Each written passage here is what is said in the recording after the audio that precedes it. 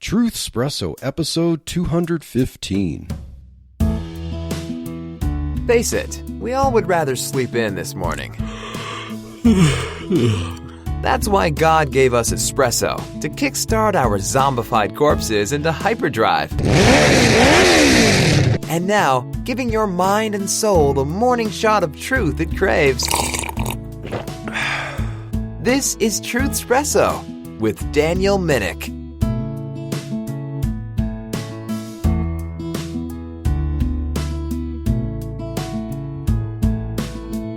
Well, hey there, this is Daniel Minnick, your host for Truth Espresso.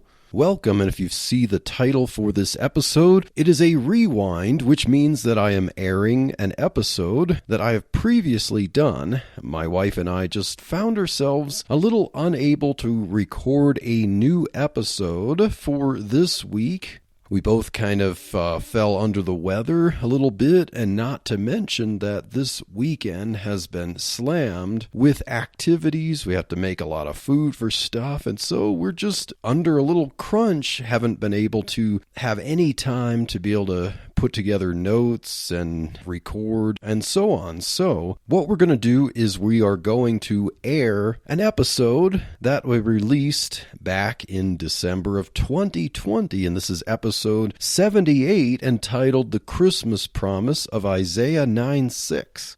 And this episode was a study that I did, walking through all the words and all the phrases of Isaiah 9:6, and also look at some other verses.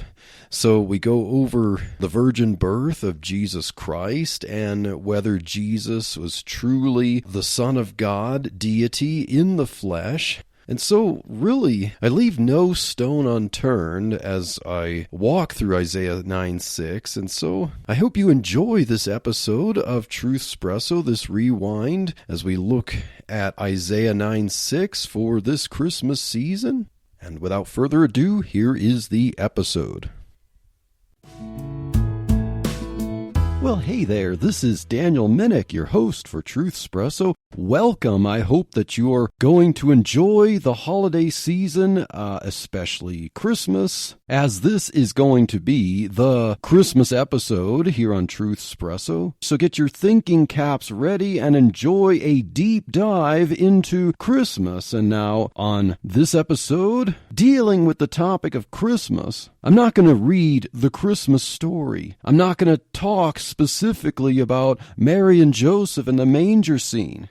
No, what I want to get into with this episode of Truth Espresso is the Christmas promise of Isaiah 9:6. There might be some Christmas verses that might come to your mind from the Old Testament, the Hebrew Scriptures, related to the Christmas season. And I would hope that Isaiah 9:6 comes to your mind. Now, if you don't recall what Isaiah 9:6 is off the top of your mind, I hope to ingrain this verse firmly into your brain as we go through this episode. I hope that you will take a new liking and a new appreciation to this verse. And now, as we get into Christmas, when this episode airs, it will only be a few days before Christmas Day, when many of us might be opening some gifts in the morning and saying lots of thank yous and saying lots of, "Oh, you shouldn't have. You really, really shouldn't have." No. But one of the common traditions by Christians and even non-Christians alike when celebrating Christmas is opening presents. And now I also recognize that there are a lot of Christians who don't celebrate Christmas and believe that it's a pagan holiday that should be shunned, and I respect that, and I also respect that those of us who do gift exchanges, we try to keep the identity of those gifts a secret. We might get them a month in advance if you're one of those earlier shoppers, maybe a few months in advance, or maybe you're running to the store on Christmas Eve and then hoping that what you are trying to get is still there on the shelves, and then you get it home, but what do? You put it in wrapping paper. And the idea is that the gift, although it is visible right there, it is concealed by some kind of fancy decorative wrapping paper to be revealed in full only on the day that it is to be opened. And so this parallel, I would like to explain that we want to unwrap the Christmas promise of Isaiah 9:6. Isaiah announced a gift for the first Christmas, as I will contend, and told us what it was, about 700 years before this gift was fully revealed. And so Isaiah, in prophecy, in Isaiah 9:6, prepared a gift from God for Israel. And it was wrapped up in Yahweh God in the second person of the Trinity, taking on a full human nature, being one person with the divine nature of God and a full human nature, and dwelt among us to be our substitute, to live among us, to fulfill the law, as Galatians 4:4-5 says, and ultimately to die and to pay for the sins of those who would be joined to him and reign with him forever. And of course, to be resurrected, as I pointed out in an earlier episode of Truth Espresso, back in Easter, about the importance of the resurrection, why the resurrection is as important as the death of Jesus Christ. And so now let's get into our verse at hand, our Christmas promise verse of Isaiah 9:6. And Isaiah 9:6 says, quote, "For unto us a child is born, unto us a son is given, and the government shall be upon his shoulder, and his name shall be called Wonderful Counsellor, the Mighty God, the Everlasting Father, the Prince of Peace." So let's take this gift and let's unwrap this gift together, shall we? Let's take a deep dive and see what lay inside, and hopefully to encourage our faith a little bit as we see how this verse really is a messianic verse and how it really does talk about our Lord Jesus Christ. And it is one of those controversial verses that particularly, Jews who are not also believers in Jesus, Christians, or even atheists that don't want to understand that this was a genuine prophecy and that it was about Jesus and that Jesus is who he said he was and who he's attested to by the early writers in church history. So let's take this verse apart. Let's unwrap it together. Let's go phrase by phrase. So, the first phrase of this verse, "Unto us a child is born." Obviously, there is nothing really super special or unique about those words in particular. But in the context in Isaiah, what it's talking about here, it must be a special child, a king or a deliverer, especially as we look at the language that follows that describes this child. This is an announcement, a herald of a royal birth. And unto us would grant the idea that this is indeed for our benefit, for the benefit of Israel. Unto us a child is born, not just that a child somewhere out there is born, but unto us. The birth of this one special child has significance for the entirety of the nation of Israel. Now, there are some Jews that insist that this is not really a prophecy. It is a statement about what King Hezekiah would do. It is a declaration that although the enemies of God, Sennacherib, were plotting against Israel, that King Hezekiah, who would become king soon following King Ahaz, would be the one who would deliver Israel from their enemies at that time, and that Hezekiah, although not coronated as king at that time, that he was still a youth, that this statement was declaring who was presently there at the time and who was going to be a deliverer at that time, pretty soon. Ahaz, as I said, was reigning during this time, and Hezekiah was his son, who was considered a good king by all accounts in the 2 Kings and 2 Chronicles and in Isaiah. In fact, the name Hezekiah means strengthened of Yah, or strengthened of God. Now, we will test to see whether Hezekiah matches or lines up with this prophecy.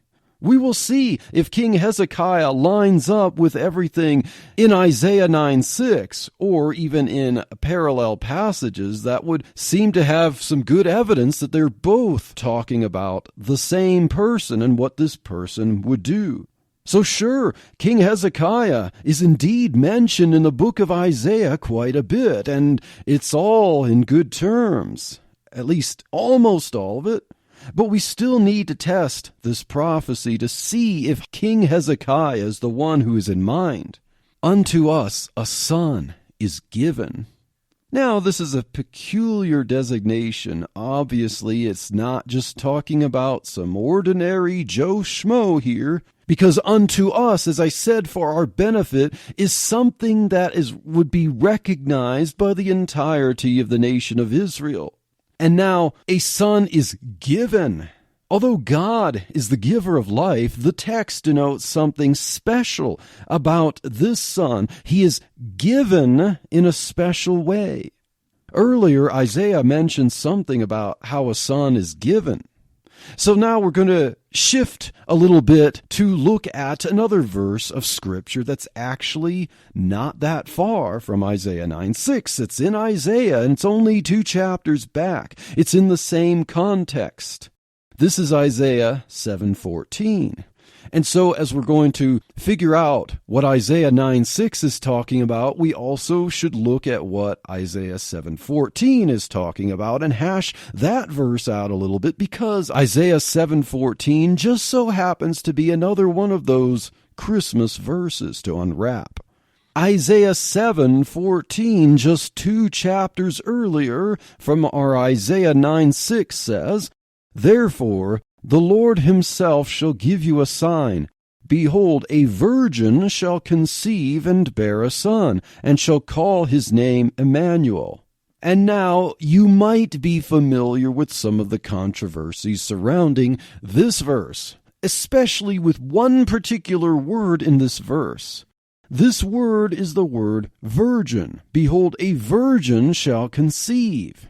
And the issue is that this word in the Hebrew language speaks to the idea that perhaps maybe it's a little hasty, or maybe there's some later traditions that crept up that would translate this word as virgin. Perhaps the word virgin is not an accurate translation of this Hebrew word, and the Hebrew word is the word alma.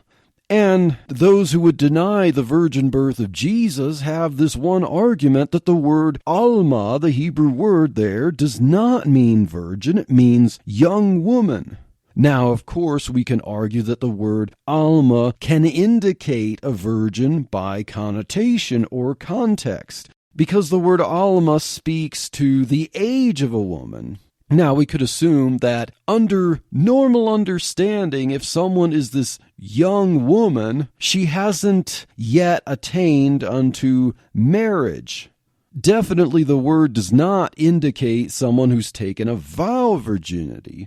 It just refers primarily to an age. And now the argument is that if Isaiah meant virgin, he should have used the Hebrew word betula instead of alma. But now let's look at that. Would betula have been a better choice to indicate virgin? Well, strictly lexically speaking, perhaps, but if God intended to use the word alma there under inspiration, there's a reason for that, and it doesn't have to be to say that this is not a virgin woman. Now, the use of the word alma in the Hebrew Old Testament is pretty rare. It occurs only 7 total times in the Hebrew Old Testament. Now, there are lots of references to women, and in fact, there are many references to the word betula in the Old Testament, but alma occurs only 7 times. Now, according to Jews for Jesus, the site jewsforjesus.org has an article there, and I'll post a link to this in the show notes.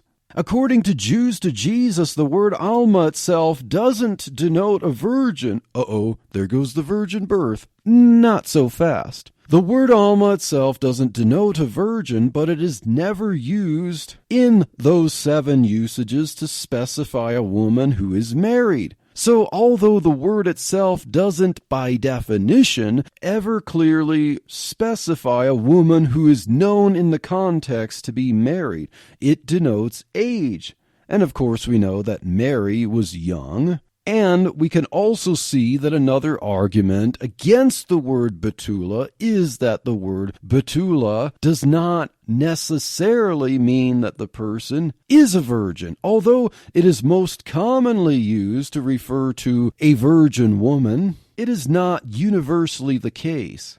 It might be someone who is not recognized or scrutinized to be virgin. It might be someone who's perceived to be a virgin, or according to the cultural chronology, would be detected as a virgin, but it's not necessary. And it doesn't indicate age. So if the sign demanded that the woman be young, Betula doesn't necessarily mean that the woman is young. So there's good reason to use the word Alma here.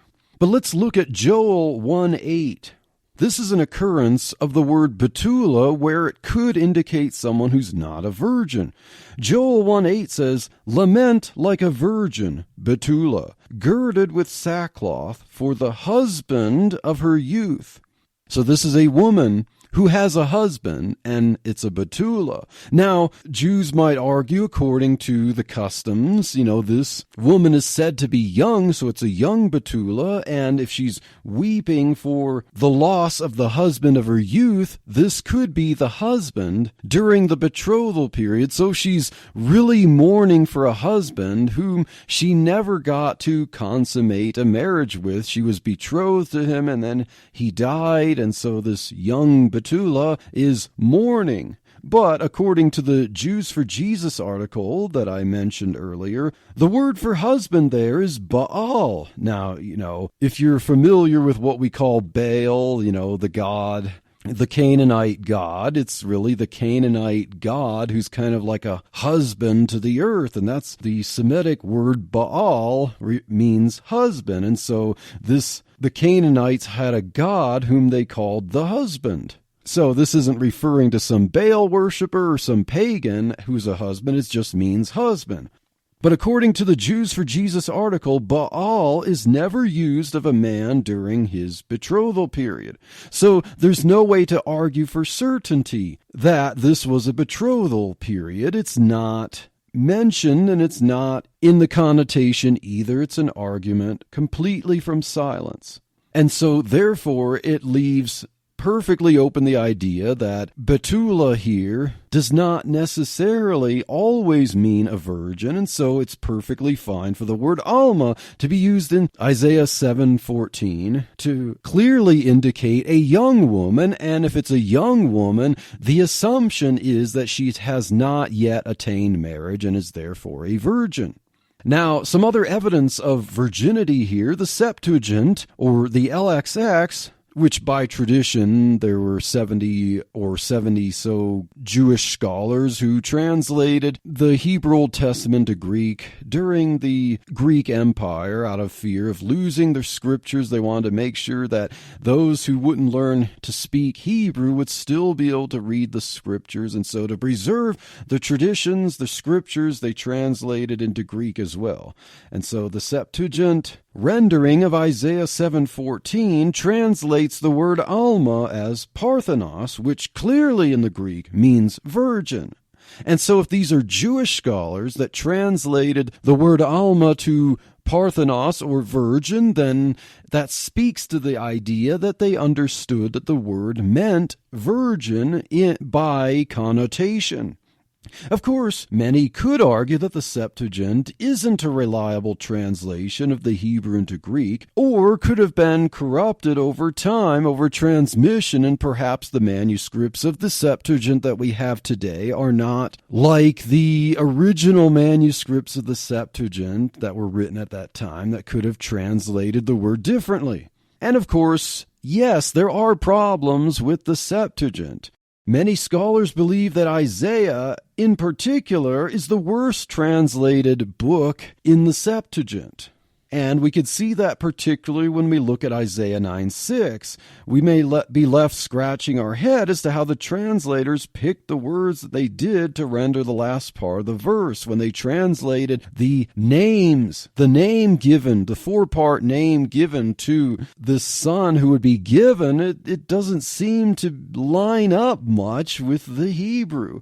But there's been a historical tradition of even Christians using the Septuagint, and so the Septuagint has a history of attestation, and it's not a open and shut case that the Septuagint can't be an argument to show that Jews at the time, as they translated the word Alma to Parthenos, they didn't understand at the time that the word meant a virgin by implication. Now another evidence is the Syriac Peshitta. This is a Syriac translation of the Bible, both Hebrew and Greek, into Syriac from at least possibly the 3rd century. The Syriac Peshitta is common in, the Assyrian, the churches of the East. A lot of Greek Orthodox churches have high regard for the Syriac Peshitta.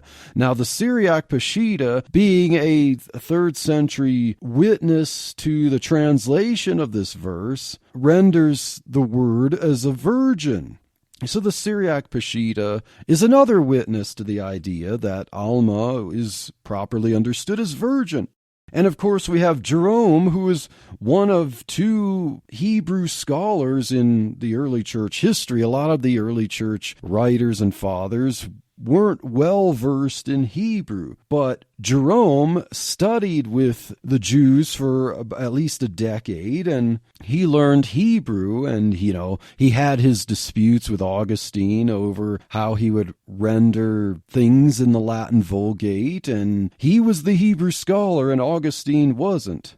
And so Jerome, when translating from the Hebrew to create the Latin Vulgate, rendered Alma as Virgo, or Virgo. Remember the constellation Virgo, the Virgin? Yes, it's the same word in Latin. And so there's another understanding of Alma as Virgo from someone who knew Hebrew. And of course, as Christians, we have what we regard as the inspired New Testament scriptures in Matthew 1:23, which quotes Isaiah 7:14, and also, like the Septuagint, uses the Greek word Parthenos to translate Alma as virgin. And in Justin Martyr's dialogue with Trypho the Jew, in number 84, Justin Martyr asks why the prophecy would be called a sign if the son were conceived of ordinary means. And I'll post a link to this dialogue with Trypho number 84, Justin Martyr's dialogue, in the show notes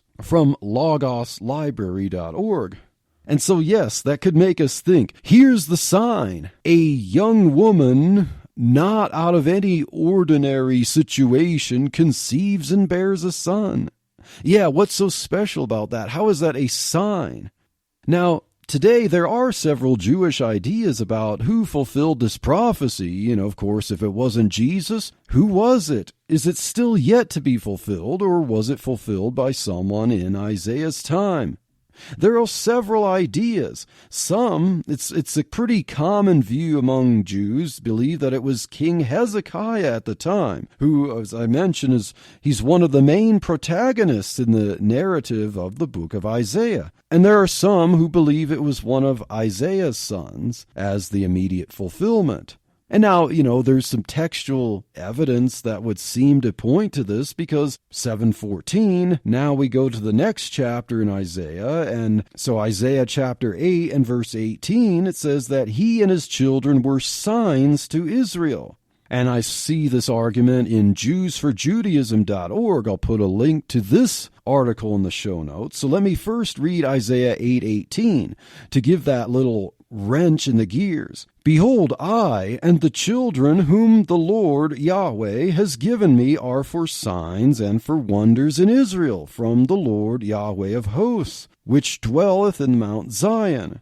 And so just before, I remember King Ahaz was rejecting the signs that God was giving him, and Isaiah God said that he would give a sign anyway, and one sign mentioned is 7:14, that the woman would conceive and bear a son and would call his name Emmanuel.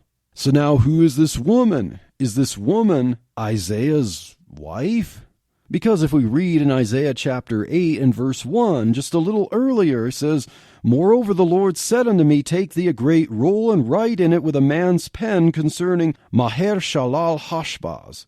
And I took unto me faithful witnesses to record, Uriah the priest and Zechariah the son of Jeberechiah. And I went unto the prophetess, and she conceived, and bare a son." That sounds familiar. "Then said the Lord Yahweh to me, Call his name Maher-shalal-Hashbaz. For before the child shall have knowledge to cry, My father and my mother, the riches of Damascus and the spoil of Samaria shall be taken away before the king of Assyria." So it mentions the child shall have knowledge to cry. It says that Isaiah went to the prophetess, she conceived and bare a son. It gives a name, and it says, before the child shall have knowledge to cry. That sounds familiar. If we look at Isaiah 7:15, which is right after 14, our Christmas verse, about the virgin conceiving and bearing a son, calling his name Emmanuel, and then verse 15, butter or curds and honey shall he eat, that he may know to refuse the good and choose the evil. Now verse 16, for before the child shall know to refuse the evil and choose the good, the land that thou abhorrest shall be forsaken of both her kings. And so this seems to be textual evidence that the next chapter, Isaiah's son, is the one who fulfills this. But a wrench in that is that you must make this a different son from Isaiah 9:6, because it mentions a child being born, a son being given. A lot of Jewish tradition believes that both of those are messianic, or that they both at least refer to the same child. And in Isaiah 9:6, the government shall be upon his shoulder. The names given to this person are kingly names, and Isaiah was a prophet. His son did not become the king. In verse 7, of the increase of his government and peace there shall be no end upon the throne of David and upon his kingdom, to order and to establishment. Okay, so we have a king here. And so it seems that there could be some challenges to this, even though it seems like it follows in the text that the son that is given is Isaiah's son. Yet, if there are differences between Isaiah's son and the son that is born of the virgin in Isaiah 7:14 is not the same one, then Isaiah 7:14 stands, and it's similar to Isaiah 9:6, talking about the king whose kingdom will be forever. So that's one theory that I believe doesn't hold up, and it seems to be a minority theory among some Jews, because other ones hold that Isaiah 7:14 is talking about Hezekiah. Now there is another belief that we can't forget, that it was simply a son of a woman at the time who has been lost to history. So it's an unknown woman who bore an unknown son, and we don't know anything about this person. Now, this position would be convenient in that it avoids testing the record of anyone. You can prove your position by not having it open to scrutiny by any records of anyone to compare to see if the prophecy describes the person. So if it's someone you don't know, then you don't have to prove anything. But it would be strange that someone so incredibly lofty and called God with us would be someone who is completely lost to history and has no discernible effect on anything. That would be the worst kind of failed prophecy and would totally moot the verse of any meaning whatsoever. We would just do well to skip that verse. There's no significance to it. Now, interestingly, there's another verse I'd like to bring up. I know our focus is on Isaiah 9:6, so we need to get back to that as we go through the phrases. But Jeremiah 31:22 says, How long wilt thou go about, O thou backsliding daughter? Referring to Israel. For the Lord Yahweh hath created a new thing in the earth. A woman shall compass a man. Yes, this is another one of those texts that could technically have different interpretations. A lot of early church fathers have taken this as another prophecy of the virgin birth, and of course, non-Christian Jews would disagree with that. Could this just mean that for the first time a woman leader will have to take the charge and lead? Well, that's certainly not new because we have Deborah as an example. Is it just about a king born of normal means? That wouldn't be a new thing to be described in this manner. It says that Yahweh has created a new thing in the earth or in the land. A new thing. A woman shall compass a man is a new thing according to this verse. So this could be another evidence that Isaiah 7:14, when referring to a young woman conceiving a child and calling him God with us, that lines up with this new thing of Jeremiah 31:22. And the new thing is that a woman shall compass a man. And if by Jewish tradition and generation, the son is known according to the father, and yet here we have the woman encompassing a man, and that's a new thing. That could be a virginal thing. So now that we've exhausted Isaiah 7:14 a little bit and the virgin birth, and that it should be talking about Messiah, not just Isaiah's son or Hezekiah, let's go back to Isaiah 9:6 and continue the phrases. We talked about, unto us a child is born, and unto us for our benefit a special son is given. And so now the next phrase, and the government shall be upon his shoulders. Now, to the Jews, a government was a burden to bear. And so this task would be on the ever-able Messiah figure. He would perform this task and perform it perfectly. He would shoulder the burden of government. He would take this burden on his shoulder and turn it into a blessing for the nation. And now, a lot of Christians, we like to look at Christmas, we like to look at the babe born in the manger and just think of all that's so sweet and cute, the silent night, the angels singing, and then he would grow up as a kid and become a man and then have a ministry of healing people, and then he would die for our sins. But yet, this verse clearly refers to the government being upon his shoulders. So as Christians, we have to remember the full picture. We can't neglect the role of Jesus in Revelation and the epistles as it talks about him being the judge of the living and the dead, the one who will return and destroy his enemies. We must remember the ultimate purpose of the special son being born and given to Israel here is not just that he come to be a babe in a manger. He didn't just come somehow to see what it was like to walk on the earth as a human. He didn't just come to heal the sick. He didn't just come to raise the dead in this life. He didn't just come to perform miracles, although they attest to the divinity that he possessed. He didn't even just come to be the perfect sacrifice, the lamb that takes away the sins of the world. He came to be the promised king who will reign forever. He came to establish a victory over his enemies. He came to rule with a rod of iron. And he came so that he may be the judge of the living and the dead at the last day. You know how often we like those pictures of Jesus as the gentle shepherd holding the lamb in his arms, and as if he is nothing but just a sweet option. Well, the scriptures present Jesus as more than just an option. 1 Peter 2:7, unto you, therefore, which believe, he is precious, he is unique. But unto them which be disobedient, the stone which the builders disallowed, the same is become the head of the corner. And in 2 Thessalonians 1:7-9, and to you who are troubled, rest with us when the Lord Jesus shall be revealed from heaven with his mighty angels, in flaming fire, taking vengeance on them that know not God and that obey not the gospel of our Lord Jesus Christ, who shall be punished with everlasting destruction from the presence of the Lord and from the glory of his power. So Jesus, when he returns, he comes in flaming fire to take vengeance. Revelation 19, verse 13 says, and he was clothed with a vesture dipped in blood, and his name is called the Word of God. And so the government will be upon his shoulders. The tender lamb who was slain and became our atonement also requires our worship. He will be the king.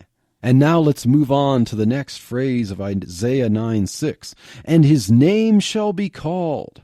Now, when we think of names in Hebrew, it is not the same as we think of names of people in English in the United States. For example, I have a first name and a last name.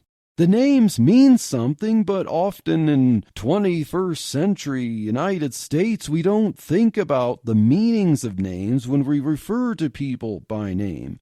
We think of the meanings of names when we give names to our babies, but after that, it's just a reference. Today, names in society are almost merely a way to distinguish individuals from one another. And so when the name of this Son is called Wonderful Counselor, Mighty God, Everlasting Father, Prince of Peace, this is not a first and last name sandwiching 2 or 3 middle names. If that were the case, we don't see anyone calling Jesus by this name in the gospel accounts.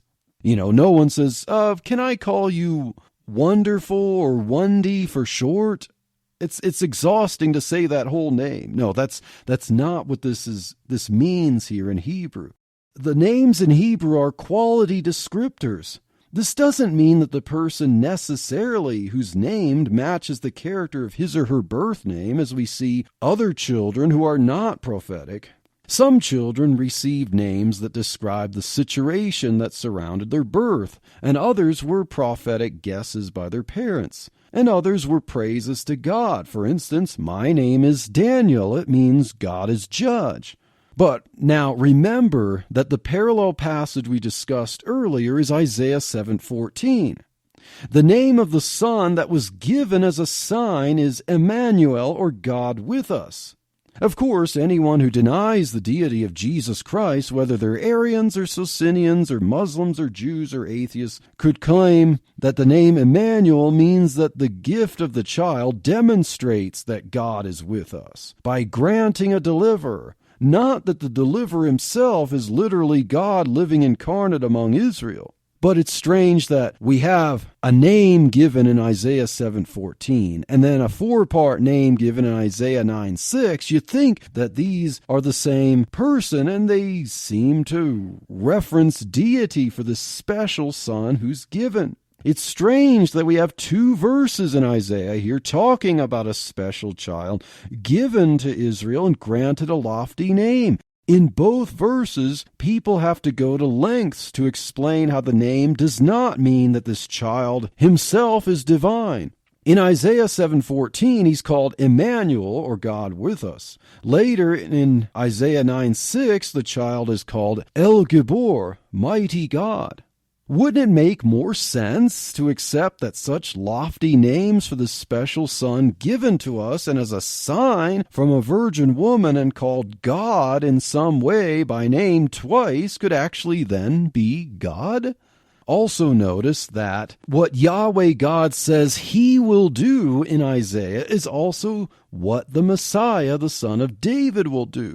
So let's look at Isaiah 40, verses 10 through 11. Behold, the Lord God, Yahweh, will come with strong arm, and his arm shall rule for him.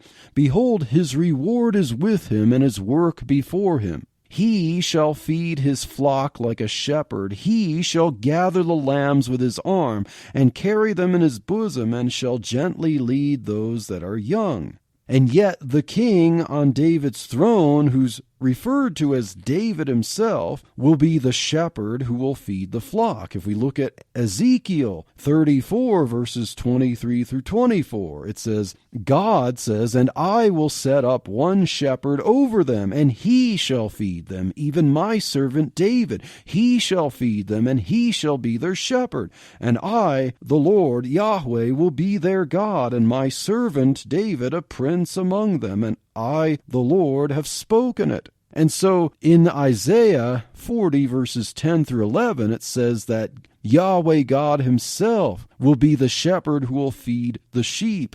And yet it says in Ezekiel 34 verses 23 through 24 that Yahweh will set up a shepherd, calling him David, and that David will be the shepherd over them, and he will feed them, and he will be their shepherd. So couldn't we then argue that a child given the name of God twice in Isaiah could then in fact be God incarnate? If he does what God does, and he's given the name of God, why can't he be God? So now let's look into this name that's given in Isaiah 9:6. We're looking at Wonderful Counselor, Mighty God, Everlasting Father, Prince of Peace. Now, in the Hebrew, this is Pele Yoez El Gibor Abiad Sar Shalom.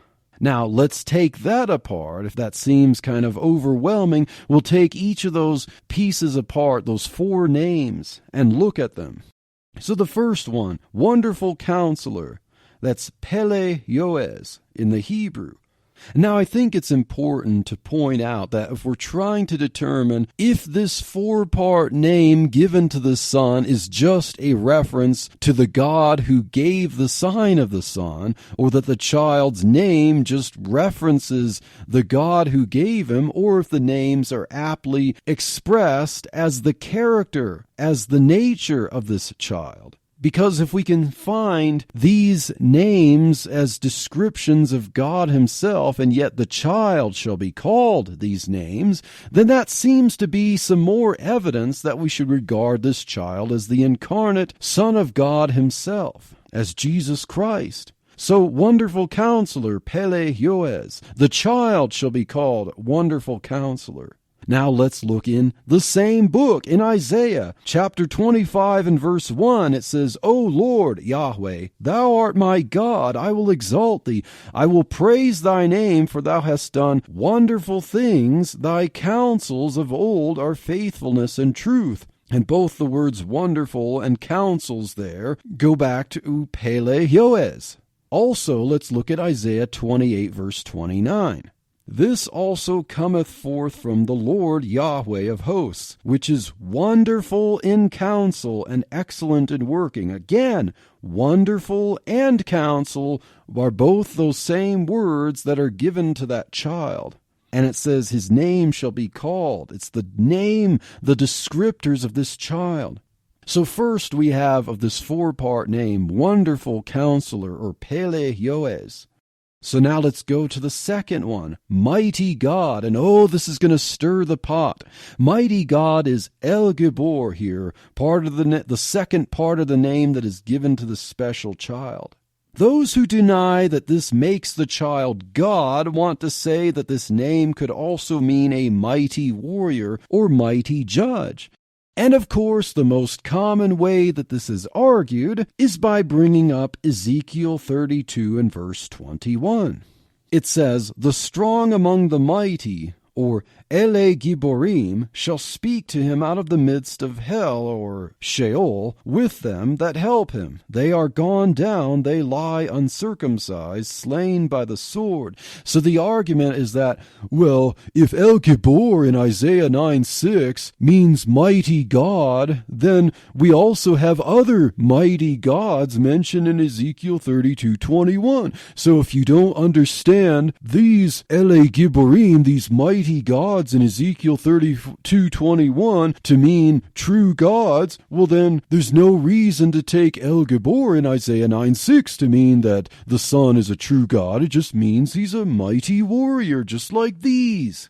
Now note that in context, in Ezekiel 32:21, talking about the strong among the mighty, or the Ele Giborim, the mighty gods, this is a reference to heathen warrior kings who were killed by the power of the one true God. They were examples of casualties. Like the king of Tyre, they thought they were gods. But the true God showed that they were mere men and brought them to the pit of death. This is a similar recurring theme. So let's see some of the earlier context to prove this point. So we just looked at Ezekiel 32:21, where a plural form of El Gibor is referencing dead heathen king warriors. So we move back 4 chapters. We look at Ezekiel 28, verse 2, and let's read. to see how we should treat these mighty gods.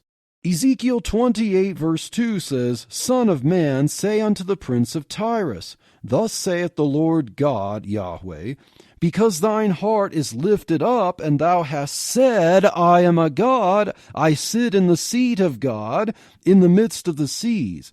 Yet thou art a man and not God, though thou set thine heart as the heart of God. This is important to the context of why these people were called mighty gods.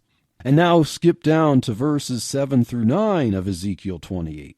Behold, therefore I will bring strangers upon thee, the terrible of the nations, and they shall draw their swords against the beauty of thy wisdom, and they shall defile thy brightness. They shall bring thee down to the pit, and thou shalt die the deaths of them that are slain in the midst of the seas. Wilt thou yet say before him that slayeth thee, I am God? But thou shalt be a man and no God in the hand of him that slayeth thee. So this is the context as we go to Ezekiel 32:21. So you could basically put this in quotes. Oh yeah, the mighty gods in mockery shall speak to him out of the midst of Sheol. This is talking about the ones who thought they were gods and they were proven to be men. They were slain and they're dead. And so now in Ezekiel 32:21, these slain so-called mighty gods will speak to him out of the midst of Sheol, the realm of the dead. And so this is no proof that how we are to understand a name given to someone who's righteous in Isaiah 9:6, who's called El Gibor. We don't look at the negative reference of a plural form of El Gibor, who are people who thought they were gods, but were explicitly told by God, you are a man and not God. That doesn't prove how we should interpret mighty God, El Gibor, in Isaiah 9:6. So now let's see if we can find some context for Isaiah 9:6 that can help us to understand the phrase mighty God, the name El Gibor. What is the real context of this? Let's go from Isaiah 9:6, one chapter later in the same book. Remember, we were looking at Ezekiel, but now let's look at the same book. Perhaps a better context to understand El Gibor is in the same book, and only one chapter later. So in Isaiah 10, verses 20 through 21, we read these striking words in the same context of prophecy about how this child would deliver people. It says, And it shall come to pass in that day that the remnant of Israel, and such as are escaped of the house of Jacob, shall no more again stay upon him that smote them, but shall stay upon the Lord Yahweh, the Holy One of Israel, in truth. The remnant shall return, even the remnant of Jacob, unto the mighty God, El Gibor. So who is this El Gibor by name? It says in verse 20 that the remnant of Israel shall stay upon Yahweh. It's the tetragrammaton right there, the Holy One of Israel. They will stay upon him, and they will return unto El Gibor, the mighty God. And so if the name of the child in the previous chapter is El Gibor, and yet we're told that El Gibor is Yahweh, the almighty true God, then perhaps that would explain to us the context of what El Gibor here means. That the name given to the child who is born, who will bear the government on his shoulders, he will be Wonderful Counselor, and he will be the mighty God. Let's look at another example, and this one from Jeremiah 32, verse 18. Thou showest loving kindness unto thousands, and recompensest the iniquity of the fathers into the bosom of their children after them. The great, the mighty God, El Gibor, the Lord Yahweh of hosts, is his name. And yet this name is given to the Son. This is the way we should understand El Gibor, not the plural Ele Giborim referenced in Ezekiel, referring to kings who thought they were gods, but were proven not to be. This was mockery. That is no context to explain El Gibor in Isaiah 9:6. Here's another example from Jeremiah that shows how the king, the human king, the son of David, can also be called God. Jeremiah 23, verses 5 through 6. Behold, the days come, saith the Lord Yahweh, that I will raise unto David a righteous branch, and a king shall reign and prosper, and shall execute judgment and justice in the earth. That sounds like Isaiah 9:6. The government will be upon his shoulders. In his days Judah shall be saved, and Israel shall dwell safely. And this is his name, whereby he shall be called, the Lord our righteousness, Yahweh Zetek. So the name of this king is the righteous Yahweh, just like he's the mighty God El Gibor in Isaiah 9:6. That should be more evidence. The Son who's born and given and bears the government, who's the King who will rule forever, is the incarnate God himself. We also have Daniel chapter 7, verses 13 and 14. I saw in the night visions, and behold, one like the Son of Man came with the clouds of heaven, and came to the Ancient of Days, and they brought him near before him. And there was given him dominion and glory and a kingdom, that all people, nations, and languages should serve Yiplehun him.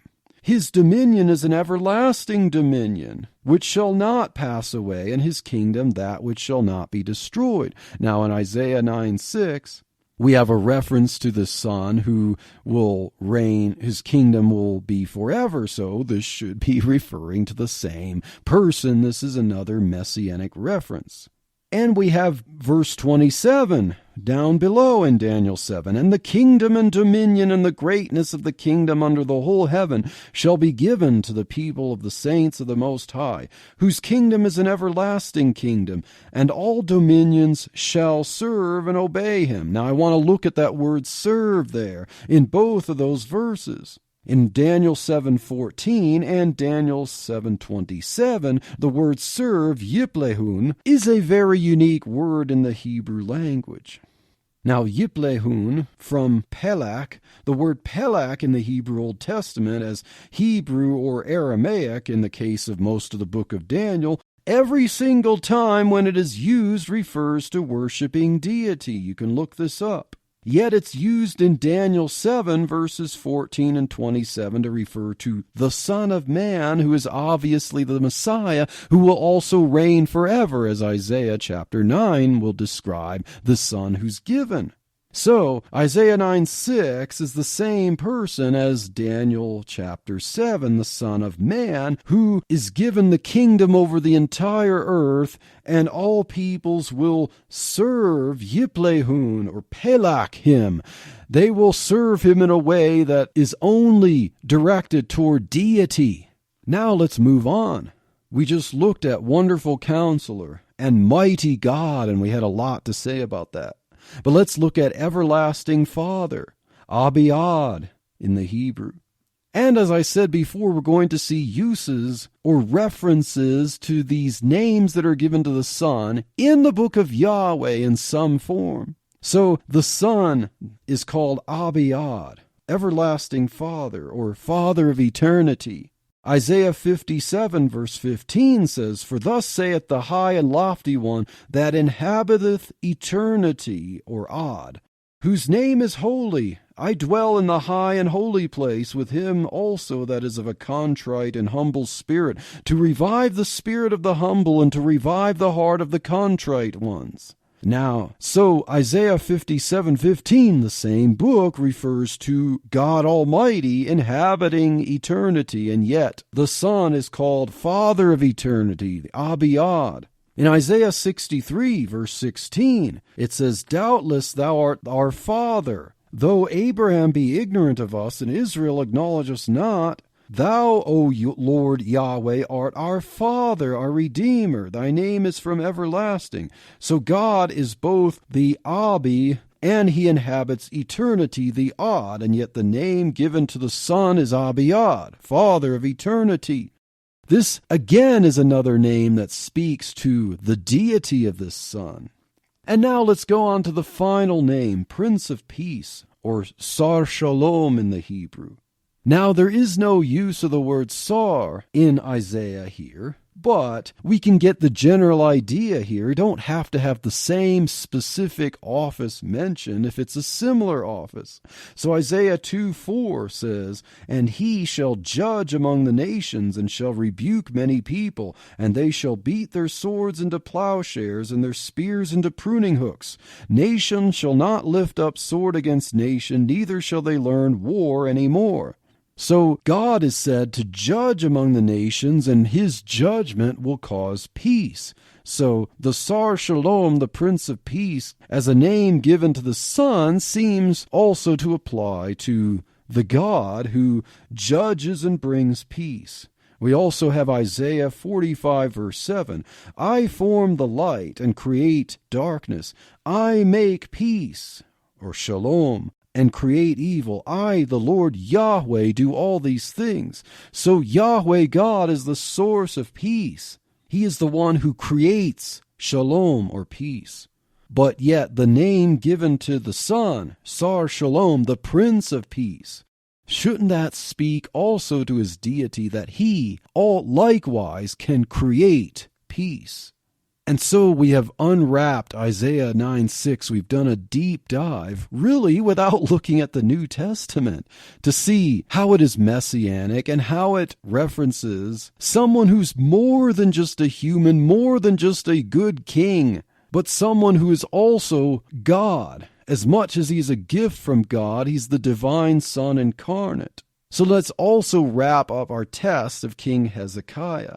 Could this person in Isaiah 9:6 be King Hezekiah?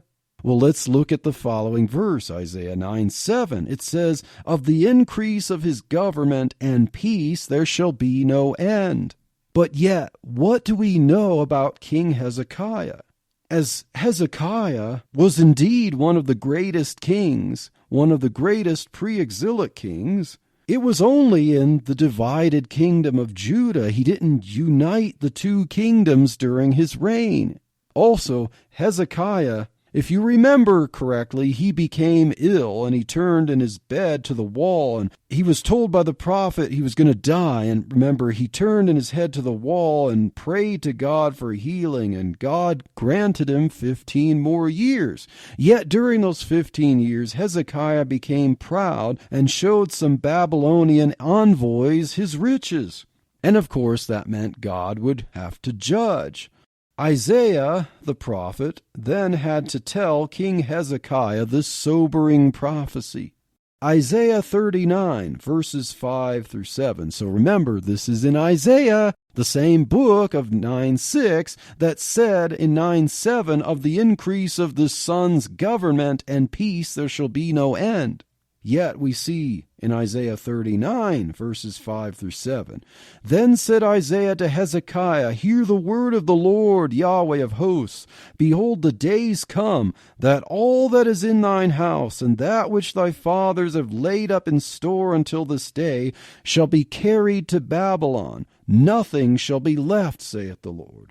And of thy sons that shall issue from thee, which thou shalt beget, shall they take away, and they shall be eunuchs in the palace of the king of Babylon." So, in other words, Hezekiah's sons will not themselves bear sons, and everything will be taken away, taken captive into Babylon. Does that really sound like, "Of the increase of his government and peace there shall be no end"? And this is in the same book. So I think that we can put to rest this idea that King Hezekiah is this special child who's born and given, and that he gets these lofty names that would describe one who is divine, and that he will bear the government on his shoulders, and that of the increase of this government there shall be no end, and of peace there shall be no end. Where's the increase of the government when it's all taken away and carried to Babylon? Where's the increase of peace in captivity and violence? Yes, one could say that the increase of his government continued on and that Messiah will fulfill that. But the increase of the Messiah's government will be no end. So even many Jews recognize that Isaiah 9:6 references a Messiah.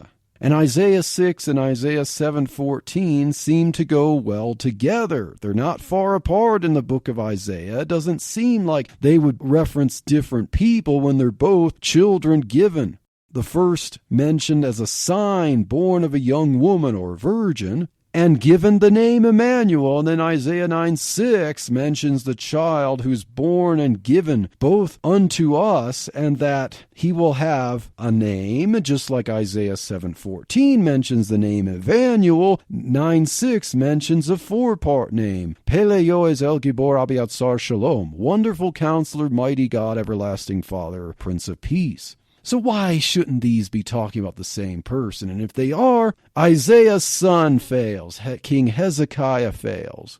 But the one who fulfilled that is the one who's born of a virgin, born of the Virgin Mary in the gospel accounts, and he's Jesus. And when he returns, having fulfilled Isaiah 53, he will then return to be the king who will bear the government, and of his kingdom there shall be no end, and he's the Prince of Peace. And so I hope this little study of Isaiah 9:6 and some other verses in Isaiah 7:14 have done a little more unwrapping of the gift of this Christmas promise. I know it seemed like we're drinking from a fire hose, but I hope that this really makes you think deeply about the prophecies of Jesus Christ and who he is. And so from Truth Espresso, I wish you all a Merry Christmas.